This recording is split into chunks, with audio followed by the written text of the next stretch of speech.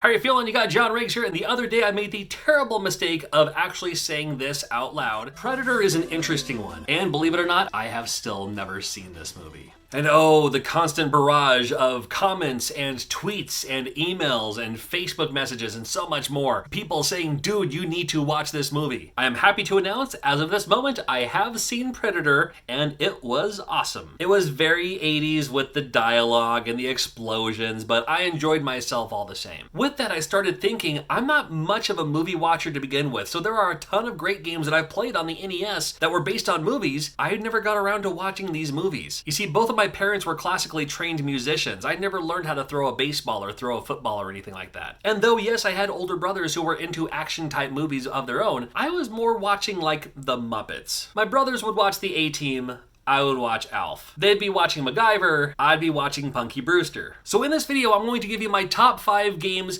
based on movies that I've never watched. I'm not ranking this based on how good the game is. I'm going to rank this based on how surprised you may be that I have not seen the movie yet. I think you're going to be, unfortunately, pretty shocked. Number 5, Cliffhanger. Sylvester Stallone movie. He's always like hanging off a cliff. And I know it's more than that, right?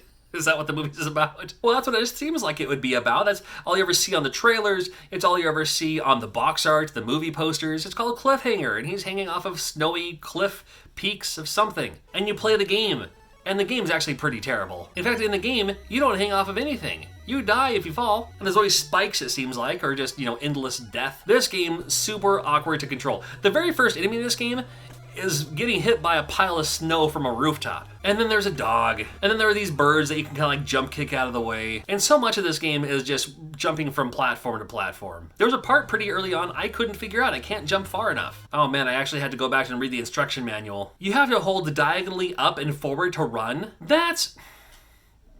Yeah, okay, seriously? Well, I mean, it works, but not the best way to go about it. The game is pretty terrible. I trust the movie is better, and I trust the movie is more than just about Sylvester Stallone holding on for dear life. The probability of me watching this movie on purpose, pretty close to 0%.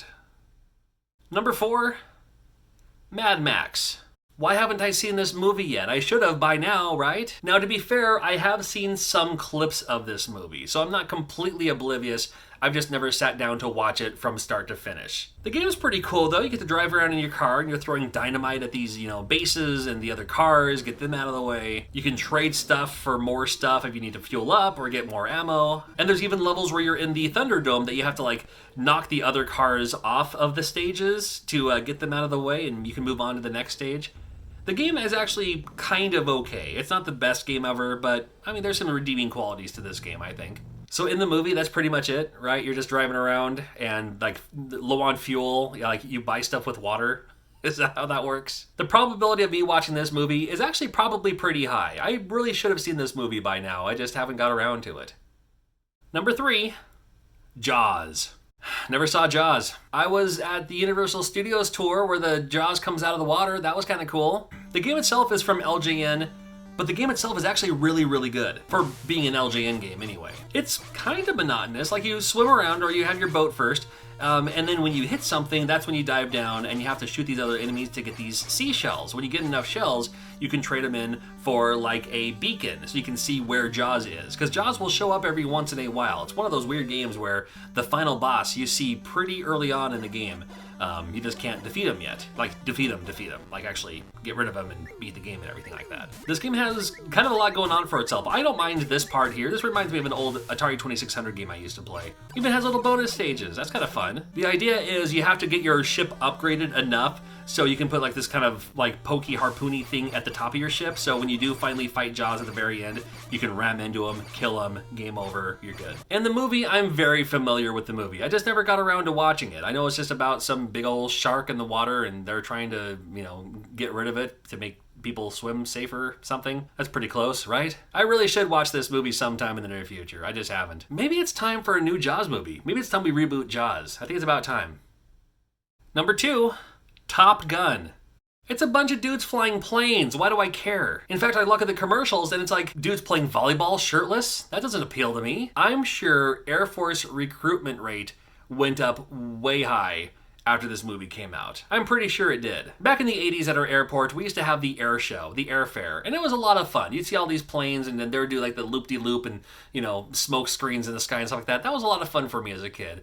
But I've never really been too fascinated with like flying those style of planes. Like F-14 Tomcat, that's what it's called, right? The Nintendo game itself is one of those games that you never bought, but for some reason you had. Everybody had this game. If you look up any NES lot on eBay right now, there's a good chance that at least one copy of this game will be included. Sometimes two. It's not really a terrible game, it's just one of those games that we all kind of played because it was available, it was there.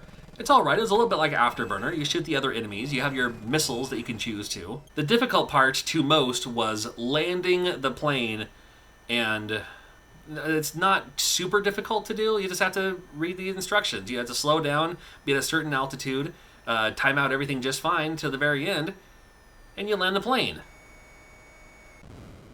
Or not, but okay. I know there was the new one recently, and again, it wasn't my kind of thing. It just wasn't, and I don't really have any adulation on watching the original one for any reason. I'm sure there's more of a point, I'm sure there's more of a plot than dudes playing volleyball and people in airplanes. That's like, okay. Was Top Gun the Fast and the Furious of its time, but instead of it being like fancy cars, they're flying planes? Was that a draw? I mean, I know there is something more to it than that. Before I tell you my number one NES game based on a movie I haven't seen, check this out. More than half of the people who watch this channel aren't even subscribed yet. If you do me a huge solid and hit that subscribe button, I promise you I will watch at least a couple of the movies that I've listed on this video. And I'll do that very soon. A couple of quick honorable mentions as well. Alien 3, pretty fun NES game, but it's a movie I just haven't seen. Darkman seems like the kind of movie I would like too. I like the whole shape-shifting and he's kind of mysterious and all that. Just never got around to watching it. And the NES game, you should never get around to playing it. It's pretty terrible. Dirty Harry, do you feel lucky punk? I just never got around to watching it. Now, I looked up the quote of that clip before on YouTube, but that doesn't count. I gotta find out what got him to that point. The NES game, it's actually kind of fun too. The number one movie I haven't seen, which does have a Nintendo game based on it. Number one, don't hate me, Friday the 13th. Now, I can explain. Now, this one only applies to the first one. I've seen a few of the other Friday the 13th movies. I'm particularly fond of 3 and 4. In fact, I've probably watched 4 the most of any of them. But I just never got around to watching the very first one, and there's no reason why not. There really is literally no reason why not. I love that PlayStation game when it came out, the new game that came out a few years ago from Kickstarter that had all the bugs and stuff in it. I loved that game. I streamed it all the time, but I never watched the first one ever. And even the NES game, although it's from LJN, it was developed by Atlas, which is why it's an LJN game that actually plays pretty decently. And the NES game's kind of fun too, because you play as, one of 6 camp counselors.